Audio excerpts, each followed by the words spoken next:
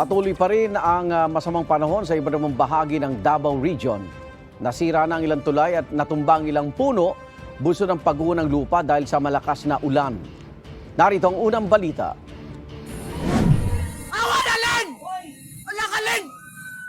Pagguho ng lupa. Tuloy-tuloy na pag-uulan.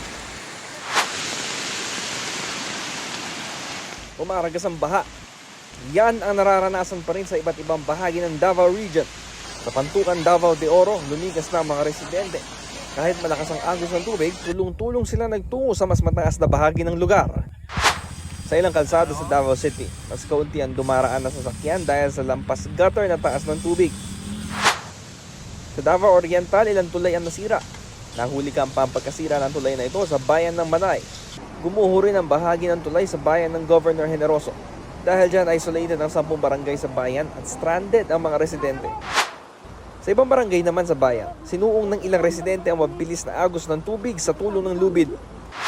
Sa Caraga, Davao Oriental, bumungad sa mga motorista ang nakakambalang na mga puno sa kalsada dahil yan sa landslide.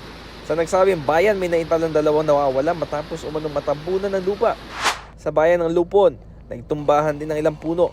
Nabagsakan pa ang isang sasakyan habang bumibiyahe. Ligtas naman ang mga sakay nito. Patuloy ang isinasagawang clearing operation sa lugar. Ayon sa Pag-asa, trough ng low pressure area na nasa labas ng Philippine Area of Responsibility ang nagpapaulan sa rehiyon. Ito ang unang balita, Bam Alegre para sa GMA Integrated News. Igan, mauna ka sa mga balita. Mag-subscribe sa GMA Integrated News sa YouTube. Sa mga kapuso abroad, subaybayan nyo kami sa GMA Pinoy TV at sa www.gmanews.tv.